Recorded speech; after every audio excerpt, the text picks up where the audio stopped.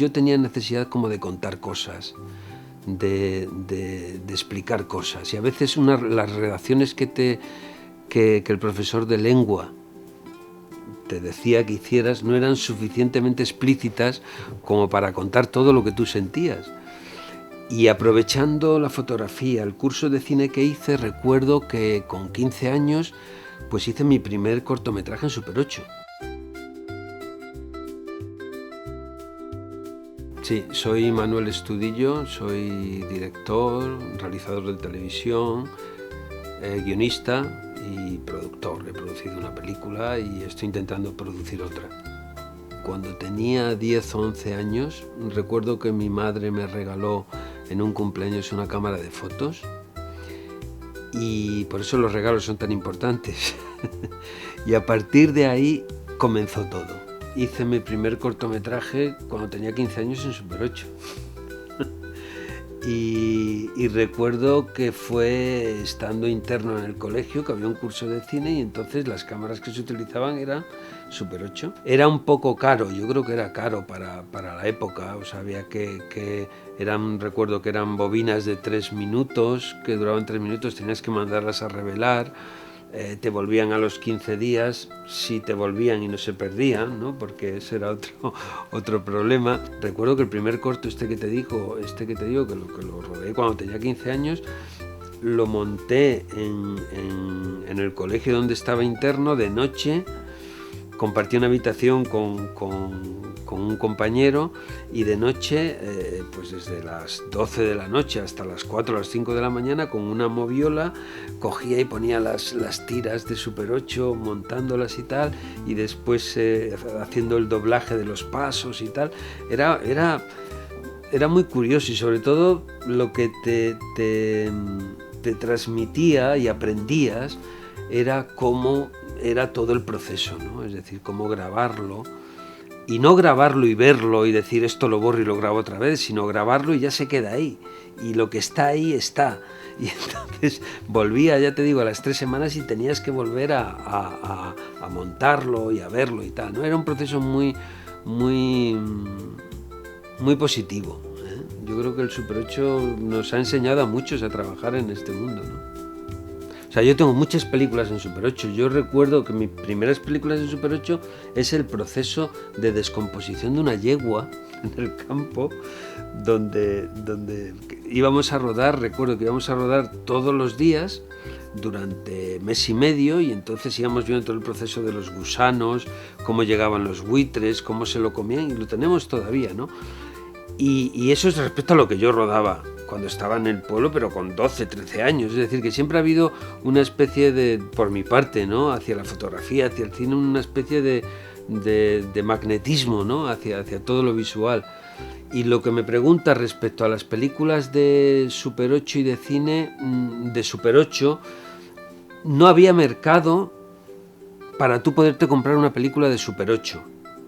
Al menos yo no lo conocía, pero sí para alquilarla y proyectarla, tanto en Super 8 como en 16. Mi pueblo, donde vivía, en Zarzacapilla, tenía un pequeño cineclub en verano, donde recuerdo poner en Super 8 2001, Odisea en el espacio. Recuerdo que tenía como 15 rollos de 10 minutos cada rollo, y poner 2001 Odisea en el espacio, y así poníamos una película, pues creo que poníamos 2 películas a la semana, y venían de Madrid, una distribuidora que estaba en Madrid, que distribuía las películas comerciales, las distribuía también en Super 8. La primera película que vi en cine, creo recordar que fue Gris. Estamos hablando de 1978. Entonces recuerdo que fui con mis amigos al cine y salimos todos como haciendo los pasos y moviéndonos como John Travolta, ¿no? La he vuelto a ver de nuevo en televisión, por supuesto, y bueno, hay diferencias, ¿no? Es decir, no es lo mismo verla en cine con 14, 15 años que verla después en televisión mayor, ¿no? Hay una diferencia grande, ¿no?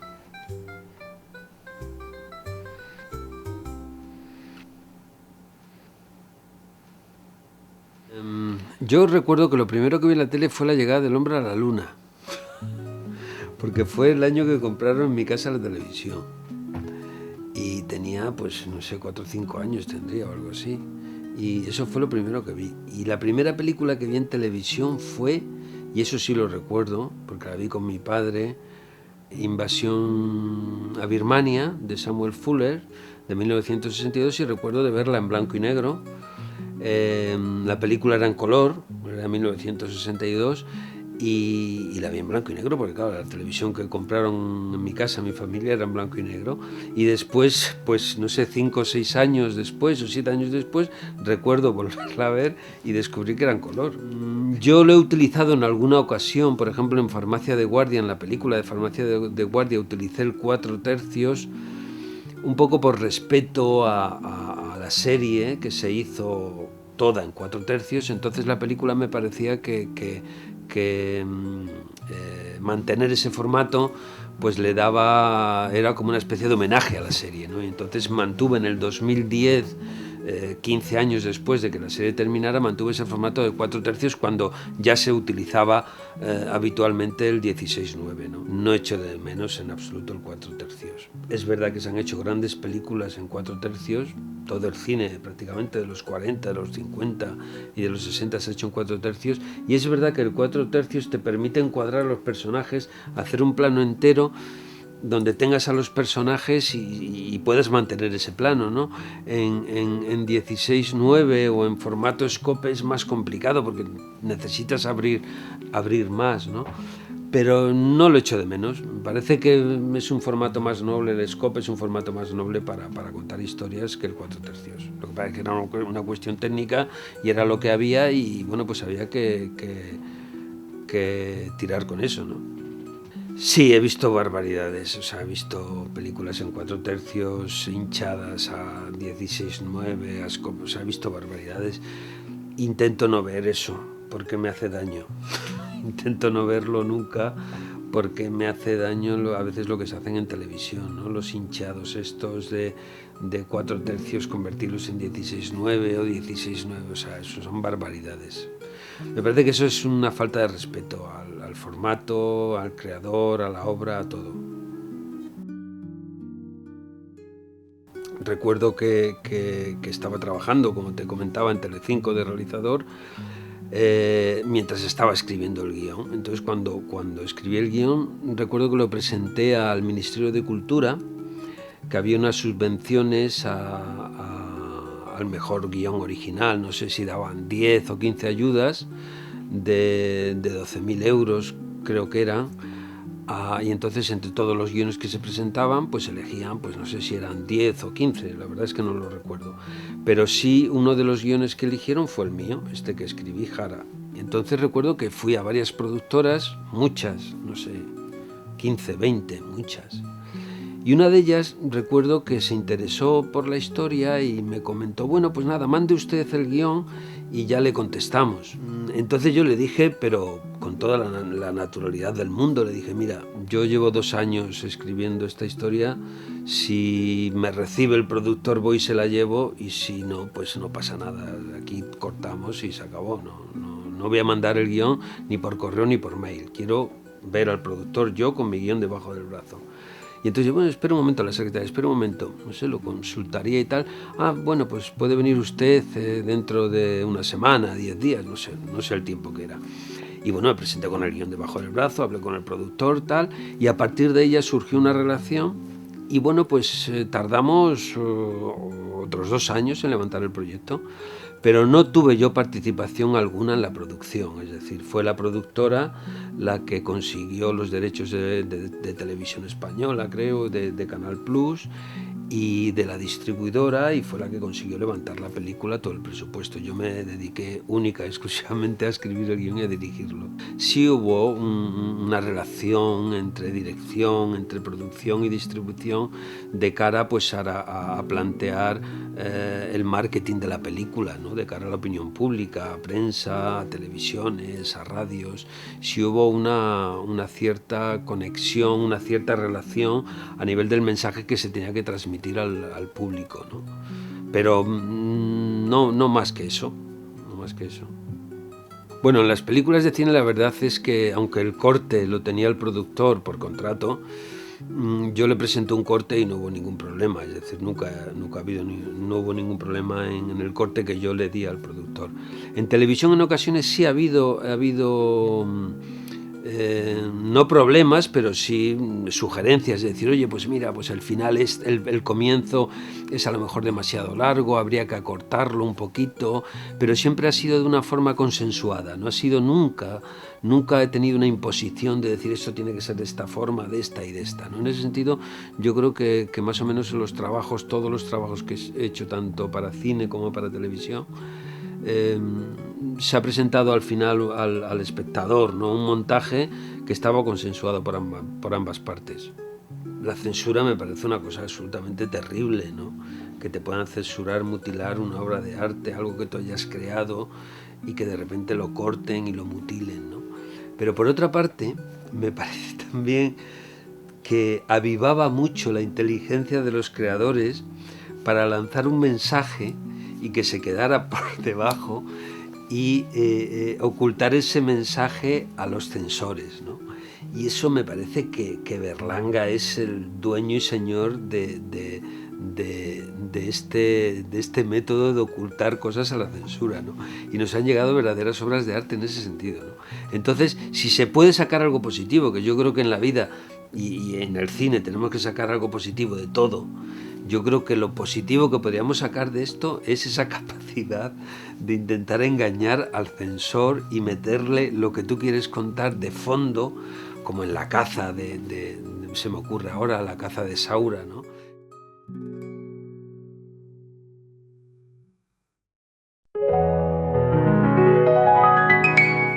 Yo creo que España sí es un país para cine. O sea, yo creo que España tiene un público muy inteligente que aprecia muy bien y sabe muy bien el cine que se hace y el cine de calidad. El problema es que es el cine que le presenten. Lo que ocurre es que si de repente le ponen una película durante 2 semanas y se la quitan, el boca a boca, que era lo que hacía funcionar las películas, se corta esa línea de comunicación. Y lo que ocurre ahora es todo lo contrario, es decir, confían poco en la película y lo que hacen es presentar una película con 500 copias para que en 2 fines de semana consigan lo que es el dinero que necesitan y ya el boca a boca les da igual. Yo creo que deberíamos cuidar más todos nuestros estrenos, ¿no? O sea, ser mucho más... cuidarlos más en el sentido de apoyarlos más a todos los niveles.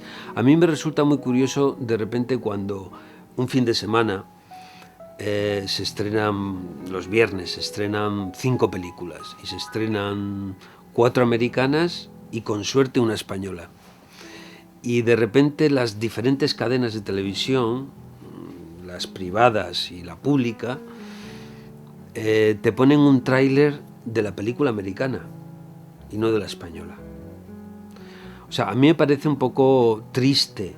Creo que deberíamos mirar un poco más por nuestro producto, por lo que hacemos, querernos a nosotros un poquito más, ¿no? El cine es caro, depende.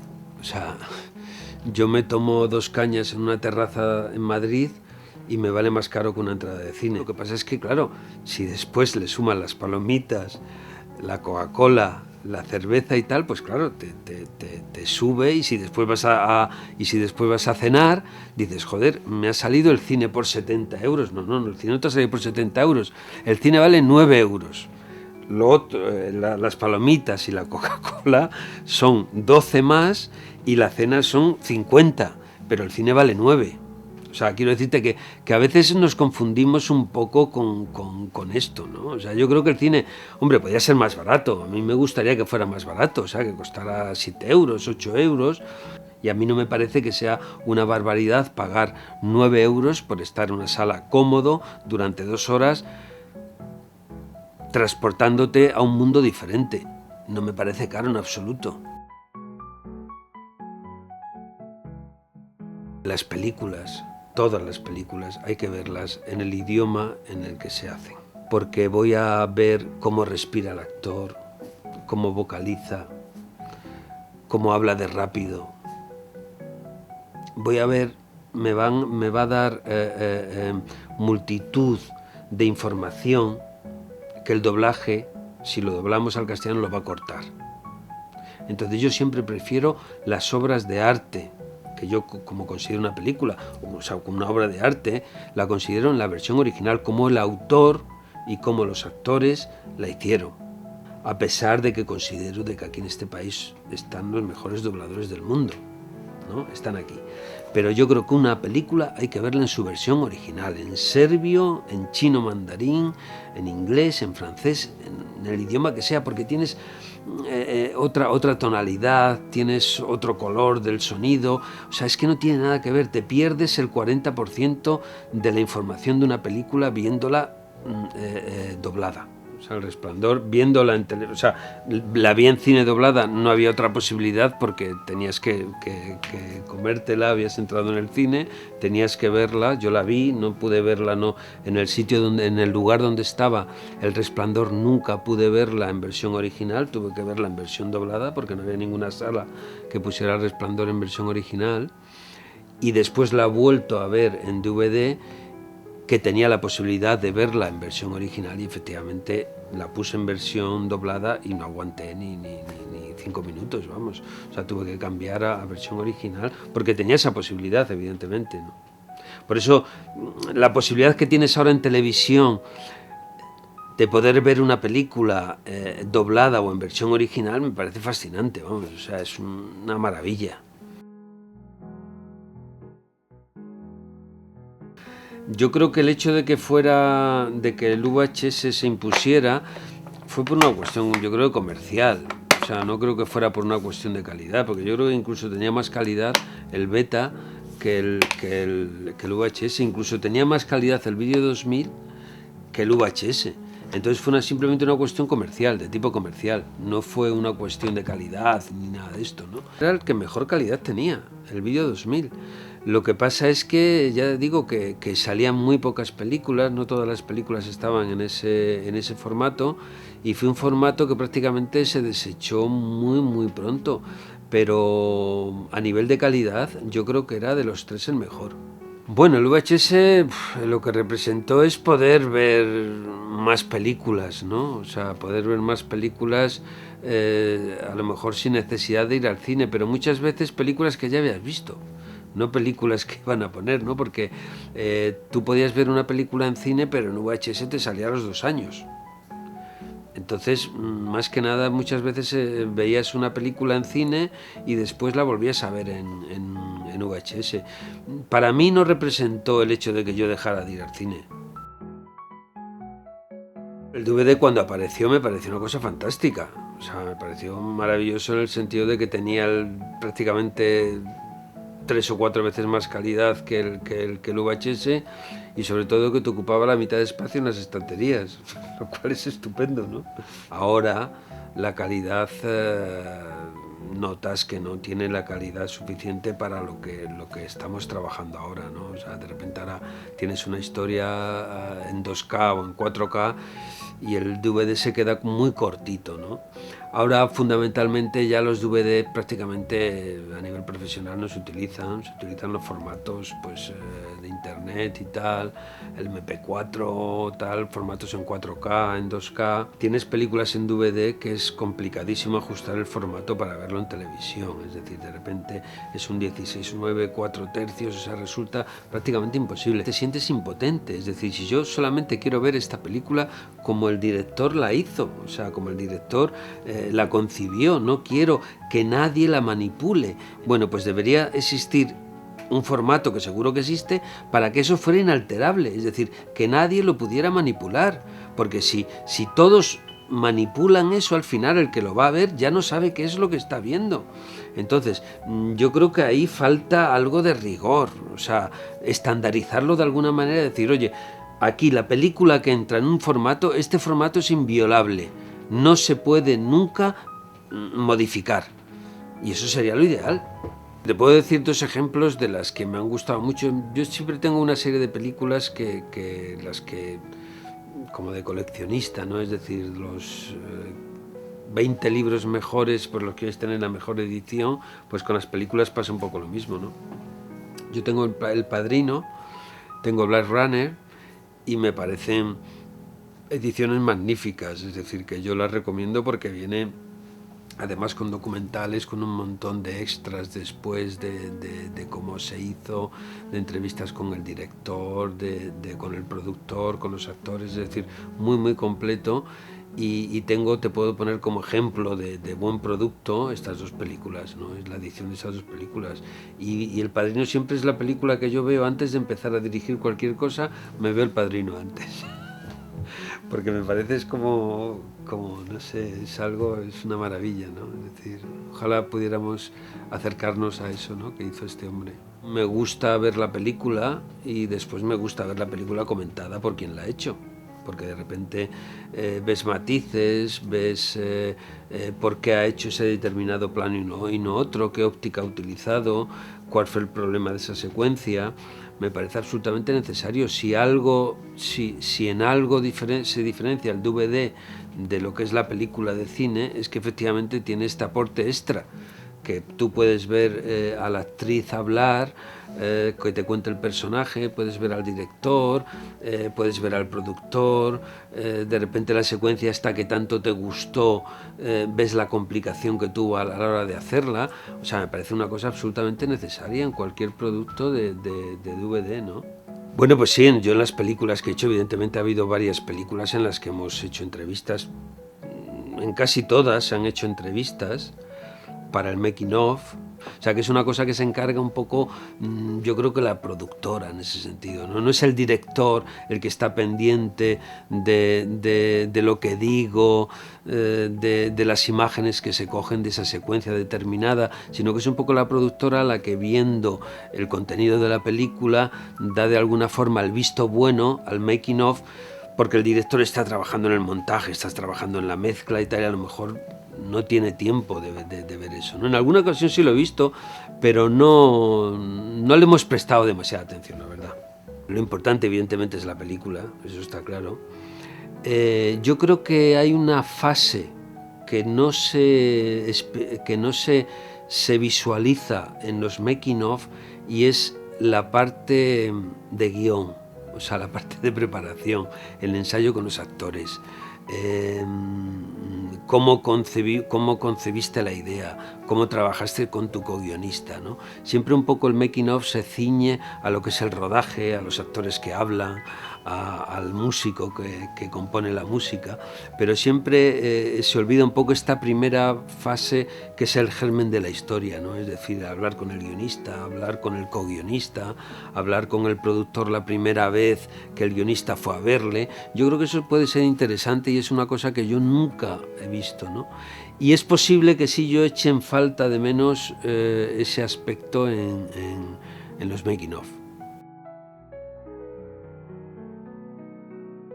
Con la televisión tienes la posibilidad de ver una película en versión original, lo cual es estupendo.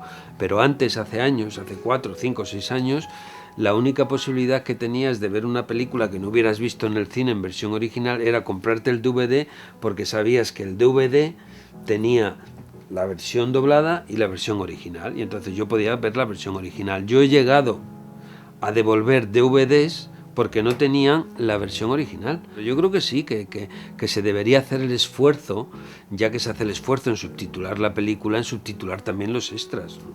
Porque por eso se llaman extras, ¿no? Porque es como un bonus a lo que tú pagas a la película, ¿no? Y yo creo que sí deberían ir subtitulados todos, ¿no? Los subtítulos son también importantes para las personas que no pueden, sordas, que no pueden escuchar. Yo creo que también es importante.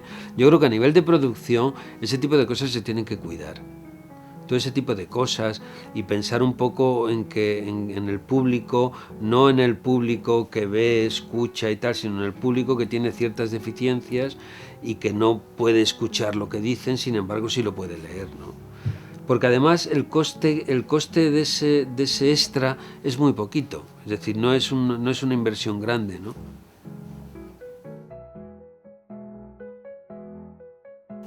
Yo creo que la gente que sabe de esto sabe que no puedes hacer un 5.1 de una película que ya se haya hecho, porque, o sea, sí lo podrías hacer, pero falseando y añadiendo cosas, incluso a lo mejor que tú te inventas. Prefiero lo que sea auténtico, es decir, lo que el director haya hecho. Es decir, limpiar el sonido de ruidos, de tal, pero que me den algo falso, como es un 5.1 falso o coloreado y tal, yo prefiero que no. Prefiero ver el original tal como se concibió, tal como se mezcló, porque es diferente mezclar en estéreo, mezclar en mono que mezclar en 5.1 o mezclar en Atmos ahora que se mezcla los 360 grados, ¿no? Entonces no tiene nada que ver. Entonces de repente que un señor en una sala pueda decidir algo que tuvo que decidir Berlanga, que ya no lo puede decidir, pues me parece una aberración. Es decir, prefiero ver la película en estéreo o en mono, como sea, porque la voy a escuchar y la voy a entender mucho mejor. Hombre, el 3D a mí me parece una técnica que visualmente me parece muy interesante, ¿eh? Sé que efectivamente se hace un 3D en postproducción, lo cual a mí, sinceramente, no me importa. O sea, a mí lo que me importa realmente es que el 3D se adecue a la historia que me están contando. Es decir, si a mí me cuenta una historia y el 3D me aporta más a esa historia, bienvenido sea el 3D. Pero no como algo de feria, es decir, mira el 3D que veo el muñequito aquí y tal, pues yo ya estoy viendo la realidad en 3D. Si me aporta algo a la historia, entonces bienvenido sea el 3D. Pero generalmente el 3D se ha quedado ahí parado porque no ha habido historias que realmente realcen ese sistema. Entonces, si no conseguimos, si la industria no consigue crear historias específicas para el 3D morirá. Porque lo importante no es el 3D, lo importante es la historia. Sí, en alguna ocasión lo he hecho, pero también por motivos de trabajo que necesitaba ver películas de un determinado país y entonces me he comprado pues en ese país películas que se hacían allí que aquí no estaban en el mercado español. Si yo quiero ver una película que no se ha distribuido todavía o que no está en el mercado, pues a lo mejor yo, personalmente, lo que hago es esperar. Por ejemplo, la película de John Ford de La Ruta del Tabaco. Es una película que a mí me encantó, la he visto como 3 o 4 veces en cine y nunca he encontrado la versión en Blu-ray bien, incluso en DVD me atrevería a apostar que no sé si está en DVD, es posible que esté en DVD, pero echo de menos esa película, de ver esa película en DVD, tener una edición buena en DVD.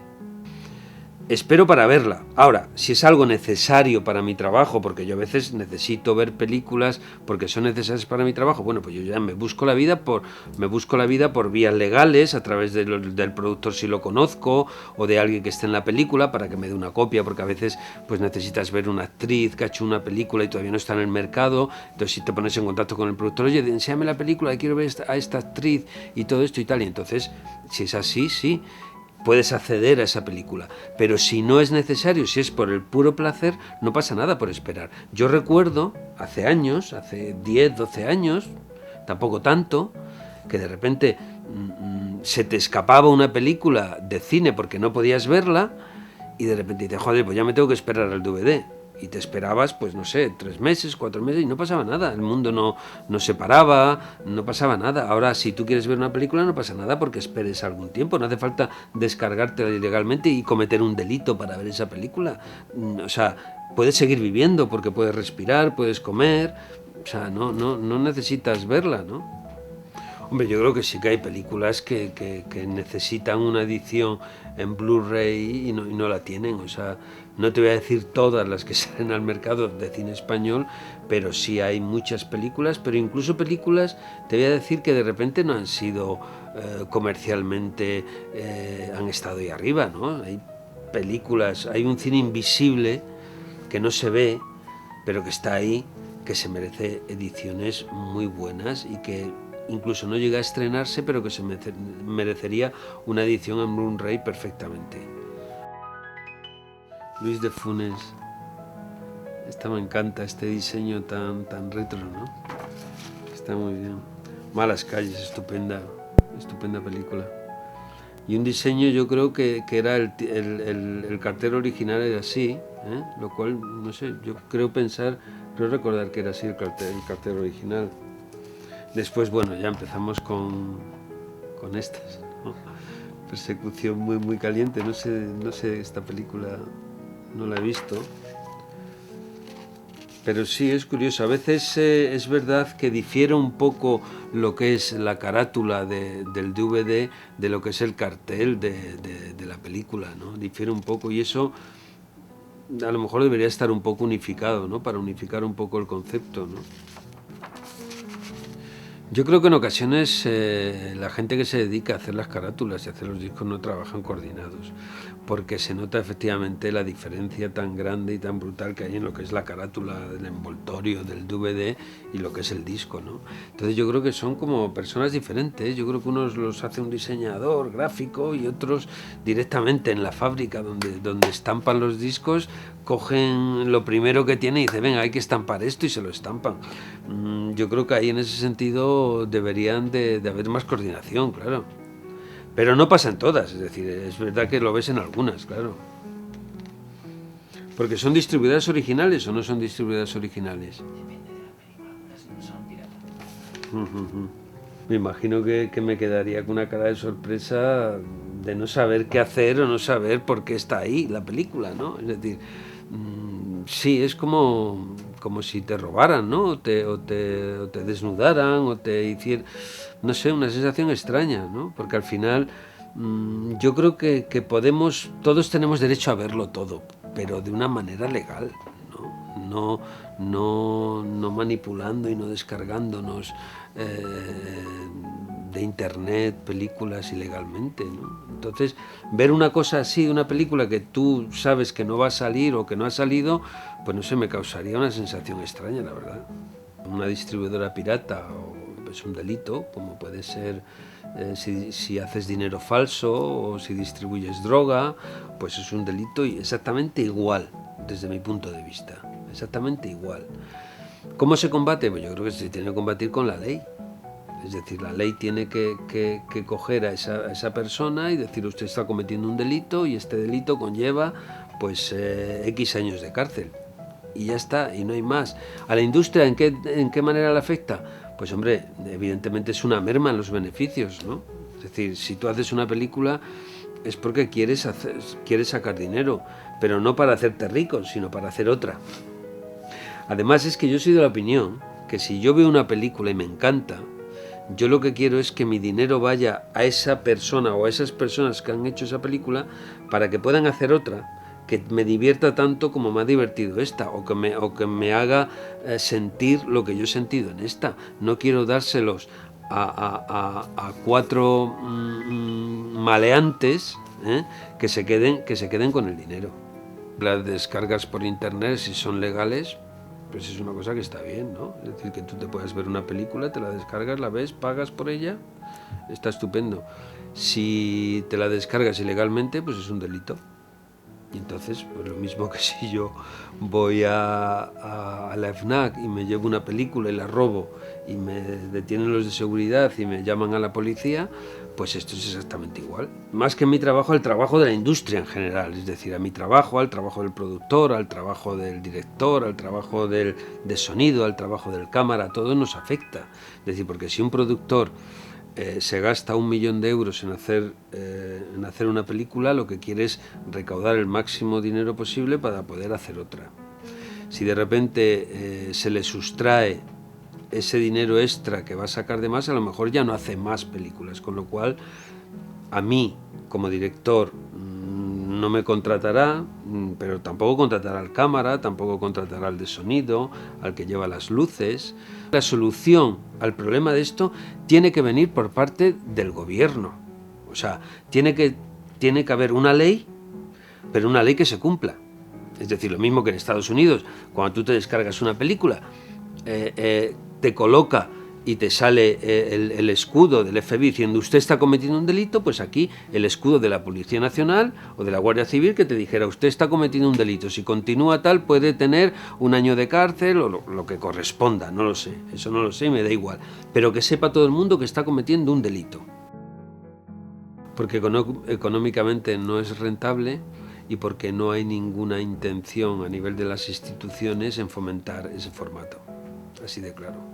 O sea, no es rentable económicamente sacar esos DVDs y a nivel del Ministerio de Cultura, que era el que se tenía que preocupar de fomentar esto, pues no existe ningún interés, o sea, les da exactamente igual. Yo te pongo el ejemplo, es decir, yo llegué aquí cuando llegué aquí a Madrid a estudiar imagen, yo trabajaba empecé a trabajar a la vez que estudiaba en una distribuidora de cortometrajes.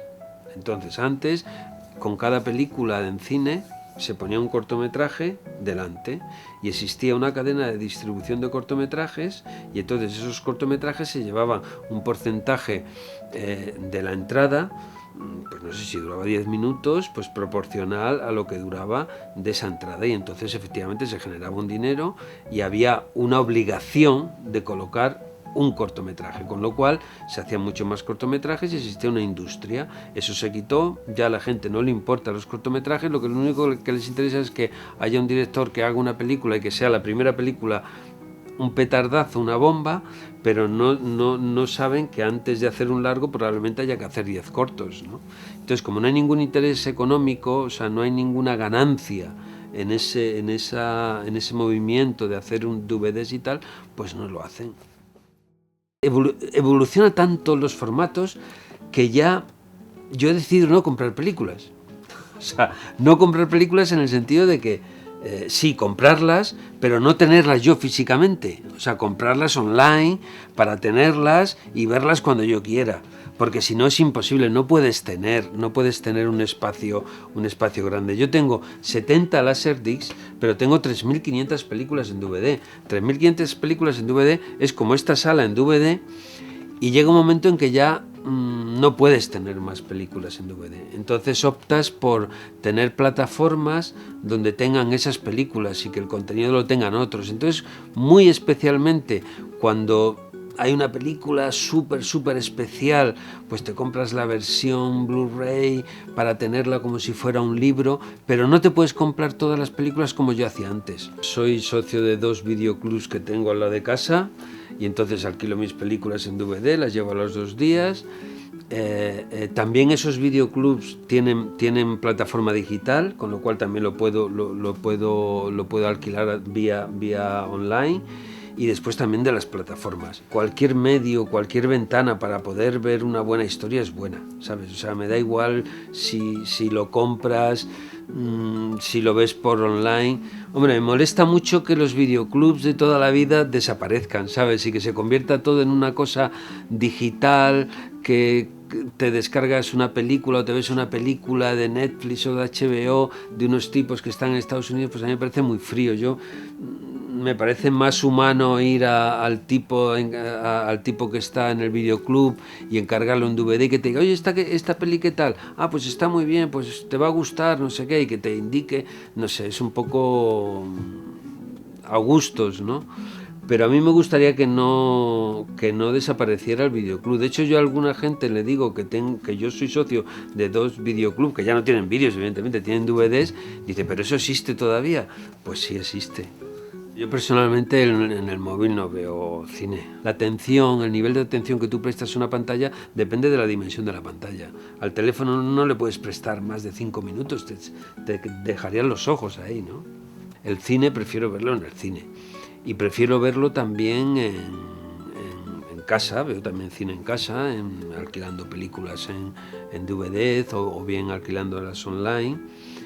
Pero prefiero más que en la televisión, prefiero con videoproyector, porque me da más la sensación de estar en la sala. Para mí ver cine es como un ritual, ¿no? Es decir, necesitas oscuridad. Entonces estás en el salón de tu casa, tienes que cerrar las ventanas, colocar el proyector, tal, incluso te puedes hacer palomitas si quieres. Entonces ver una película se convierte como en un ritual, que es lo que tiene que ser. Se puede mirar desde esos puntos de vista. Desde un punto de vista técnico, en el que diga, bueno, vamos a ver, tenemos el blanco y negro, tenemos el color, tenemos el DMAX, el IMAX, ¿no? Tenemos el 3D, pero yo sigo pensando que lo bueno del cine no es todos estos artilugios que hay alrededor del cine, sino que es la historia que nos están contando. Entonces lo que tienen que evolucionar son las historias, algo que te llegue, que te emocione, que te haga reír, que te haga llorar, que te haga sentir algo. No ver fuegos artificiales, porque seguro que podemos ver fuegos artificiales estupendos, pero los fuegos artificiales ¿cuánto duran? El tiempo que los ves. Sin embargo, la historia que te llega al corazón, que te llega al alma, dura toda la vida. Entonces lo que tenemos que hacer es conseguir crear historias y evolucionar en las historias. Ahora mismo se está trabajando en el 7D. El 7D es una técnica con hologramas, donde se coge y se proyecta con rayos láser. De tal manera que tú puedes proyectar, por ejemplo, en un estadio de fútbol, como en Santiago Bernabéu, puedes proyectar en un estadio de fútbol una película donde los personajes se mueven e interactúan allí y lo podrán ver cada espectador desde donde esté. Si el personaje está aquí, pues uno le verá de frente, el otro le verá de espaldas. Es decir, ese puede ser el siguiente paso. Pero eso no deja de ser una atracción de feria. Lo importante es sustentar eso con una buena historia. Y si esa historia conseguimos adecuarla y que se funda con la técnica, entonces será miel sobre hojuelas. España necesita unos límites, o sea, que no se puede abrir el mercado y que venga un gigante a aplastarte, como sucede con el cine americano, ¿no? Es decir, yo creo que no se puede tener esta apertura tan bestial de decir aquí estamos abiertos, podéis poner todas las películas que queráis y nosotros nos da igual. Tiene que haber una regulación y nuestro cine tenemos que protegerlo y necesitamos una protección. Porque si no nos aplastan. ¿Por qué los americanos pueden poner cualquier película, todas las que les dé la gana aquí, y nosotros no podemos colocar una película allí en Estados Unidos? Necesita una regulación, es decir, no podemos ser tan libres y tener una apertura total y decir aquí todo vale, el mercado libre, no. La cultura hay que protegerla, como la protegen en Francia y como la protegen otros países. Y eso es lo que necesitamos, proteger nuestro cine, pero no solamente nuestro cine, nuestra cultura, nuestro teatro, nuestros autores, todo lo tenemos que proteger, porque la cultura al final es lo que va a quedar de nuestra historia.